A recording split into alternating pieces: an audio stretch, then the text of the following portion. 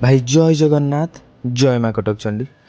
ତ ବର୍ଷର ଶେଷ କାମ ହେଉଛି ଆମର କାର୍ତ୍ତିକେଶ୍ୱର କାମ। କାର୍ତ୍ତିକେଶ୍ୱର କାମରେ ଆମର ଡେ ୱାନ୍ରେ ଆମେ ଯାଇଥିଲୁ ଆମର ଡାଲଯୋଡ଼ା ବ୍ରହ୍ମପୁର। ସେଠି ଆମର ମହାଦେବ ପାର୍ବତୀ ଆଉ ଅସୁର ଦୁଇଟାଙ୍କର ମୂର୍ତ୍ତି ତିଆରି କରାଗଲା। ଗୋଟେ ଦିନ ମଧ୍ୟରେ ଆମେ ତାକୁ ବାନ୍ଧି ଏକମାଟିଆ କରିଦେଇ ଆସିଛୁ।